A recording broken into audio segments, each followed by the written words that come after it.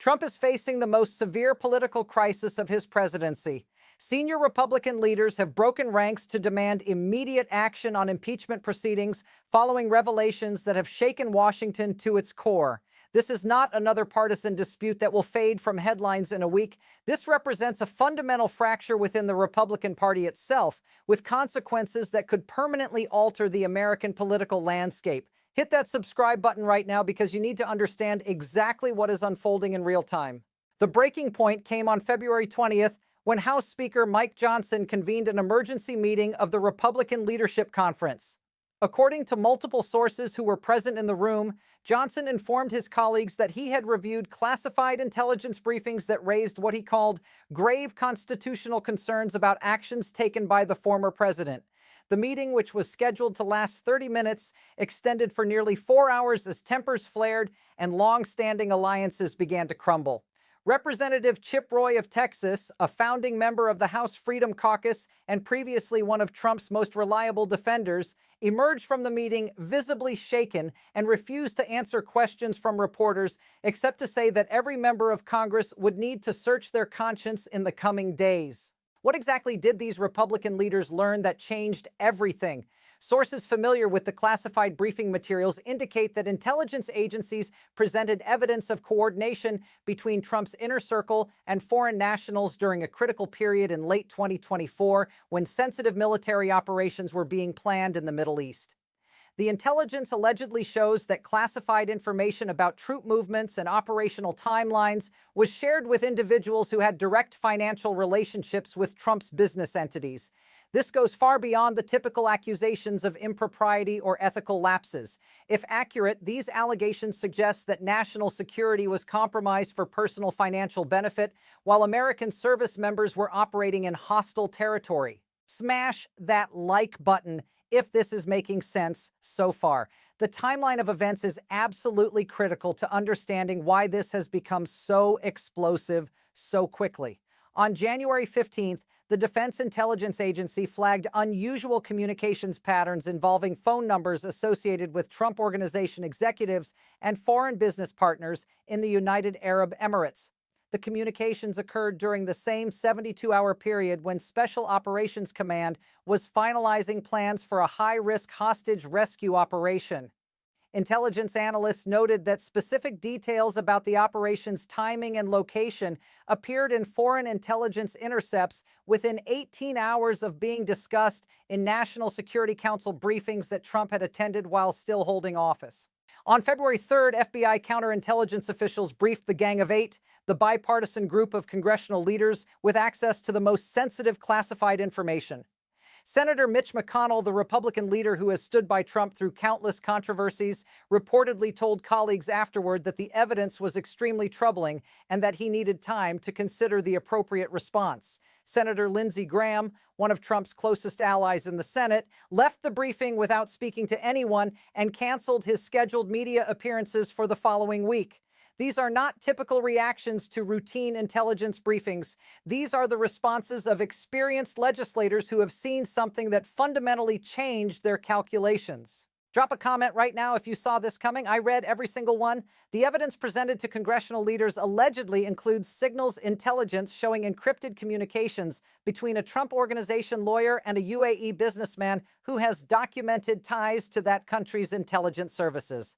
The communications occurred on December 8th and December 9th, during the exact window when National Security Advisor Jake Sullivan was coordinating with military commanders on the hostage rescue timeline.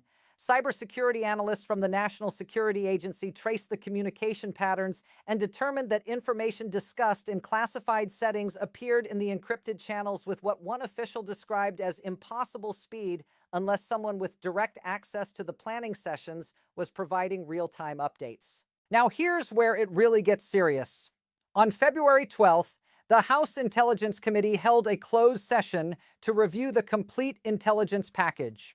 Representative Michael Turner of Ohio, the Republican chairman of the committee, read a prepared statement after the session concluding that the evidence warranted further investigation through formal proceedings. Turner is a moderate Republican who has carefully avoided inflammatory rhetoric throughout his career. His willingness to publicly state that formal proceedings are warranted represents a seismic shift in how seriously Republicans are taking these allegations. Representative Jim Himes, the ranking Democrat on the committee, told reporters that he had never seen Turner so visibly disturbed by intelligence materials and that the bipartisan concern in the room was palpable. The constitutional implications are staggering. If a former president shared classified military intelligence with foreign entities for personal financial gain, it would constitute one of the most serious breaches of national security in American history. But the legal framework for addressing this situation is complicated by the fact that Trump is no longer in office. Impeachment typically applies to sitting officials, though there is historical precedent for impeaching and trying former officials to prevent them from holding future office. The House impeached Trump in January 2021 after he had already left office, and the Senate held a trial that resulted in 57 senators voting to convict, short of the two-thirds majority required, but representing a significant bipartisan condemnation. Don't go anywhere. The most explosive part is coming next. What makes this situation different from the previous impeachments is the nature of the evidence and the national security stakes involved. The first impeachment concerned Ukraine and allegations of soliciting foreign interference in domestic elections. The second impeachment concerned January 6th and allegations of inciting insurrection. Both involved serious constitutional questions, but they were primarily about abuse of power in domestic political contexts. This situation involves the potential compromise of active military operations that put American lives at risk. If the intelligence is accurate, service members conducting a dangerous hostage rescue were operating with the knowledge that their enemy may have received advance warning of their movements and timing. Military families across the country are demanding answers. Jennifer Griffin, the chief national security correspondent for Fox News and a widely respected voice on military affairs, reported on February 18th that she had been contacted by multiple military spouses expressing outrage that classified operational details may have been shared with foreign nationals. One spouse, whose husband participated in the December operation, told Griffin that she lies awake at night wondering if her husband's life was endangered because someone treated national security as a business opportunity. That kind of raw emotional testimony from military families creates political pressure that transcends partisan loyalty. Here's what Republican leaders are facing right now. On one hand, Trump maintains an iron grip on the Republican base, with polling showing that approximately 65% of Republican primary voters still view him favorably and consider him the rightful leader of the party. Any Republican who moves against Trump risks immediate backlash, primary challenges, and potentially the end of their political career. On the other hand, these same leaders have now seen classified intelligence suggesting that Trump may have endangered American troops for personal profit. They took oaths to support and defend the Constitution, and many of them are military veterans who view the protection of service members as a sacred duty. Senator Joni Ernst of Iowa, a combat veteran who served in Kuwait during the Iraq War, gave a floor speech on February 19th that stunned political observers. She did not mention Trump by name, but she spoke for 11 minutes about the sacred trust between civilian leaders and the military personnel who carry out their orders. She stated that any leader who betrays that trust by sharing operational intelligence with foreign nationals for financial gain has forfeited the right to lead and must face the full weight of accountability. Ernst has been a reliable Trump supporter throughout his presidency and beyond, making her willingness to deliver such a pointed rebuke all the more significant. Subscribe immediately if you haven't yet. This content doesn't exist anywhere else. The evidence trail that intelligence agencies have compiled is reportedly comprehensive and damning. According to sources who have reviewed the classified materials, investigators have correlated specific conversations in National Security Council meetings with subsequent communications between Trump associates and foreign contacts. The pattern is consistent across multiple instances spanning a 3-week period in late 2024. In one case, a discussion of logistical challenges with aerial refueling for the hostage rescue operation was followed within 6 hours by an encrypted communication from a Trump Organization executive to a contact in Abu Dhabi that referenced fuel logistics and timing windows. The specificity of the information and the speed with which it appeared in foreign communications eliminate the possibility of coincidence. Financial records subpoenaed by congressional investigators show that Trump Organization entities received $12.7 million in payments from UAE-based investment funds during the same period when these communications were occurring. The payments were structured as consulting fees and licensing agreements, providing a veneer of legitimate business activity. But intelligence analysts noted that the timing and amounts of the payments correlated suspiciously with the operational planning timeline for the military mission. One payment of $4.2 million was transferred on December 10th, the day after the final operational plan was approved by the National Security Council and 2 days before the rescue mission was executed. And here's where it gets even more extraordinary. The hostage rescue mission itself was successful in the sense that American Special Operations Forces extracted 2 aid workers who had been held captive by an Iranian-backed militia group in Syria. But the operation encountered unexpected resistance that resulted in 3 American service members being wounded, 1 seriously. After-action reports prepared by military commanders noted that enemy forces appeared to have advanced knowledge of the American approach and had positioned additional fighters and heavy weapons along the extraction route. Intelligence analysts reviewing the operation raised questions about how the enemy could have anticipated the timing and direction of the assault with such precision, given the operational security measures that had been in place. When FBI counterintelligence investigators compared the timeline of the compromised operational details with the pattern of communications between Trump associates and foreign contacts, the correlation was impossible to ignore. The precise information that appeared to have leaked to enemy forces matched the categories of intelligence that had been discussed in National Security Council sessions and then appeared in encrypted communications with UAE contacts who maintain active business relationships in Syria. The intelligence community assessment, which was presented to congressional leaders in early February, concluded with high confidence that classified military intelligence was shared with unauthorized foreign nationals, and with moderate confidence that this intelligence made its way to hostile actors who used it to prepare defenses against the American operation. Drop a comment below with your thoughts. I'm genuinely curious to see your perspective. The political calculation for Republican leaders has now shifted from whether the allegations are serious enough to warrant action to whether they can afford not to act given the evidence they have seen. Senator John Thune of South Dakota, the Republican whip and a careful political operator, told colleagues in a private meeting that remaining silent in the face of such evidence would make them complicit if additional details emerge publicly. Thune argued that Republicans need to get ahead of the story by demanding a full investigation rather than waiting for Democrats to drive the narrative. His view is shared by a growing number of Senate Republicans who believe that protecting Trump at this point could cause catastrophic damage to the party's credibility on national security issues. The House Republican leadership is now split into 3 camps. The first group, led by Representatives Marjorie Taylor Greene and Matt Gaetz, insists that the entire situation is a fabricated deep state conspiracy designed to prevent Trump from running in 2024. They argue that classified intelligence can be manipulated to show whatever the intelligence agencies want it to show, and that trusting those agencies over Trump would be a betrayal of conservative principles. This group has approximately 30 to 40 committed members who will defend Trump regardless of the evidence. The second group, which includes Speaker Johnson and Majority Leader Steve Scalise, is trying to navigate a middle path. They acknowledge that the allegations are serious and warrant investigation, but argue that impeachment is premature without giving Trump an opportunity to respond to the evidence. This group wants to establish a select committee to review the intelligence, conduct hearings, and build a factual record before making any decisions about impeachment.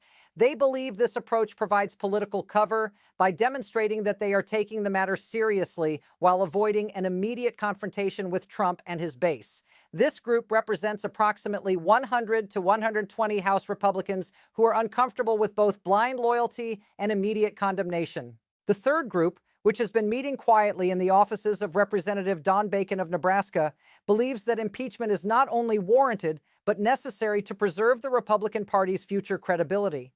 This group includes approximately 25 to 35 members, many of them military veterans or members from competitive districts who cannot afford to be seen as tolerating the compromise of military operations for personal profit. They argue that the evidence is overwhelming, that delay only makes the eventual reckoning more painful, and that Republicans need to demonstrate that they place national security above partisan loyalty. This group has not yet gone public with their position, but they are reportedly preparing a letter calling for impeachment proceedings that would be released if the classified evidence becomes public through leaks or declassification. Slam that like button because it genuinely helps this video reach more people.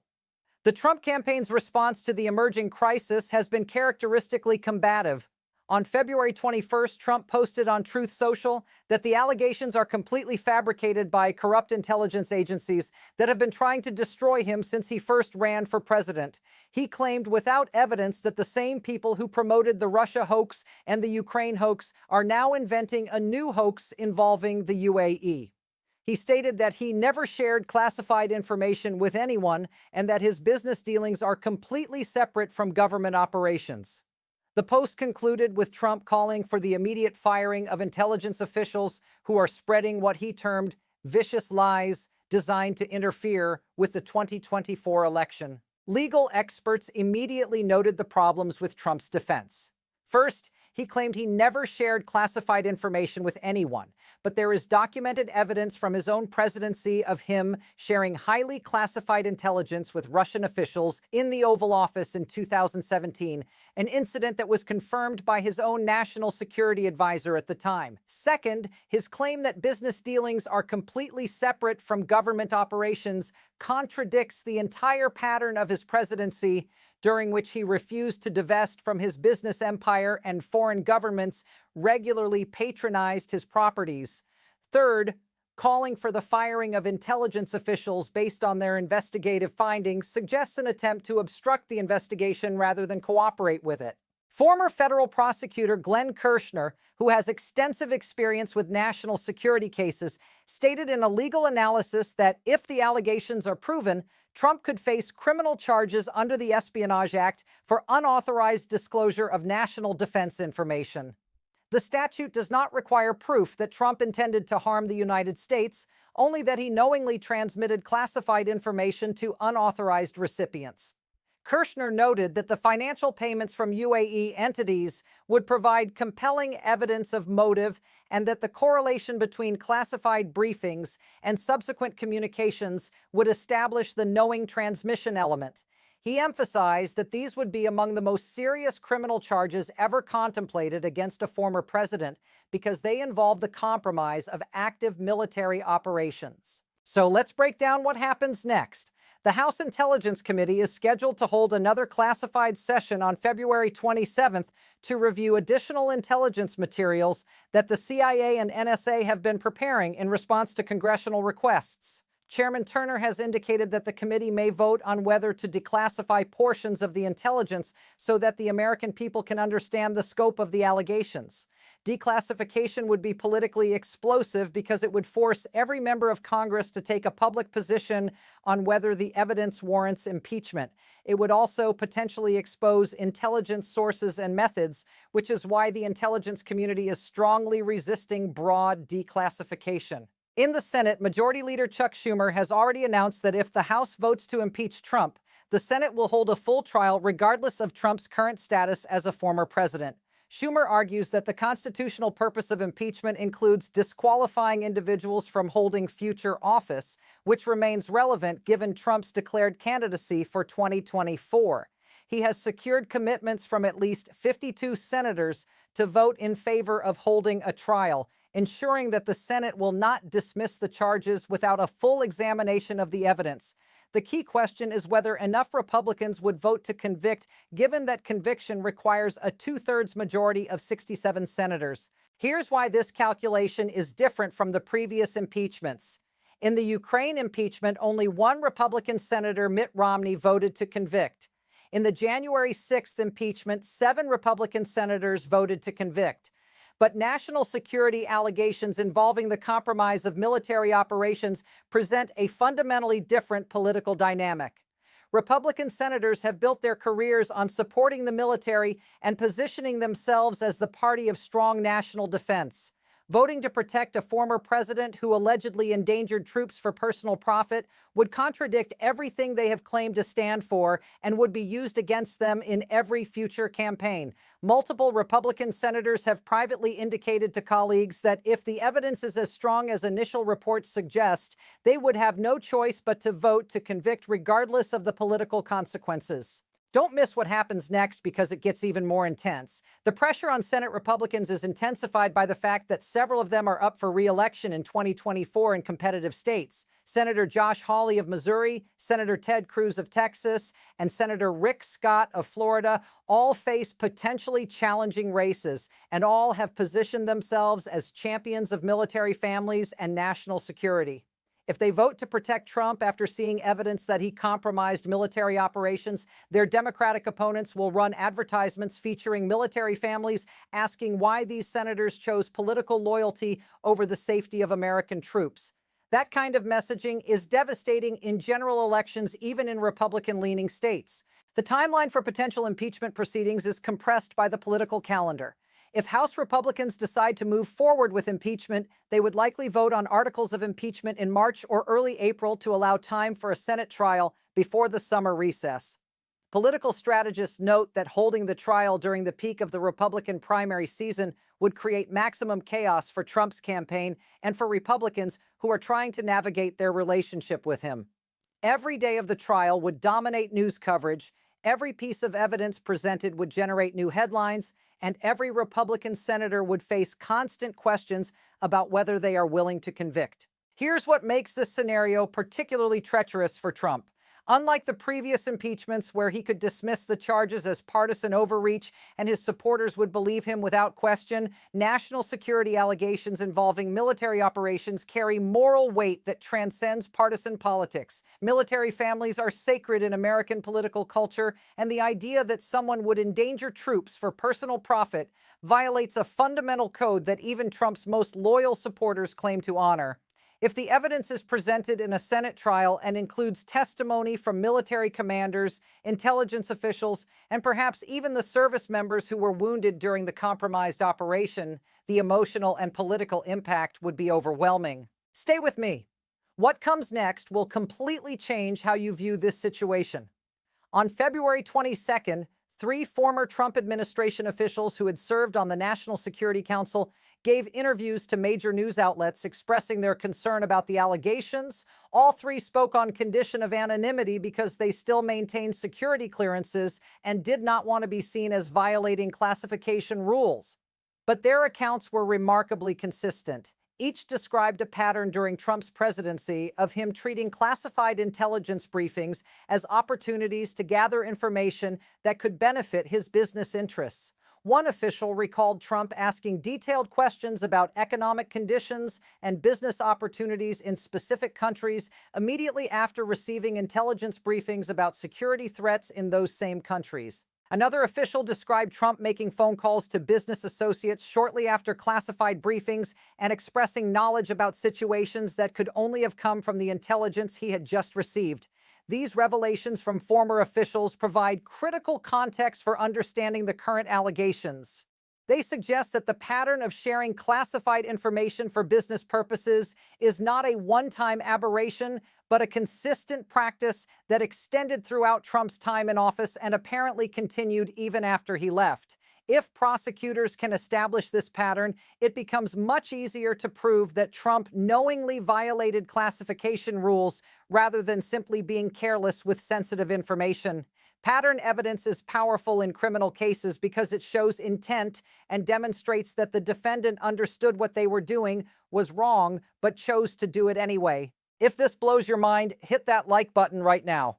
The financial trail is equally compelling. Forensic accountants working for congressional investigators have traced the $12.7 million in payments from UAE entities through a complex network of shell companies and offshore accounts. The money ultimately flowed to Trump Organization accounts that were used to pay for property maintenance, legal fees, and personal expenses. Tax returns and financial statements show that Trump claimed these payments as legitimate business income, which would contradict any defense that the payments were loans or investments that would eventually be repaid.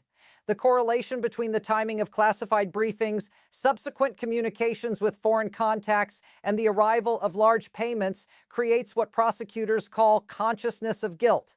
The idea that the financial arrangements were structured specifically to compensate for the provision of classified intelligence. Republican senators who are reviewing this evidence privately are reportedly stunned by how brazen the arrangements appear to have been. One senator told a colleague that the financial paper trail looks like something out of a spy novel, with classified information being traded for cash payments in a straightforward quid pro quo arrangement. The senator noted that if this evidence were presented to a jury in a criminal trial, conviction would be virtually certain because the pattern is so clear and the documentation is so comprehensive. That assessment is causing several Republican senators to conclude that they cannot defend Trump's actions even if they wanted to for political reasons. Here's the broader constitutional principle at stake. The presidency carries extraordinary power and equally extraordinary responsibility, particularly in matters of national security. The president is briefed on the most sensitive intelligence the United States possesses, including information about ongoing military operations, covert activities, and intelligence sources. That information is classified at the highest levels precisely because its disclosure could cost lives and compromise national security. If a president can monetize that information by sharing it with foreign entities in exchange for business payments, the entire national security apparatus becomes corrupted. Allies will stop sharing intelligence with the United States for fear that it will be sold to the highest bidder. Intelligence officers will refuse to provide complete briefings if they believe the information will be shared with foreign nationals. Military commanders will lose trust in civilian leadership if they believe operational plans are being disclosed for personal profit. Before we go any further, smash that subscribe button so you never miss content like this. The institutional damage from these allegations extends far beyond Trump's personal fate. If the Republican Party chooses to protect him despite compelling evidence that he compromised military operations for financial gain, the party's credibility on national security will be destroyed for a generation.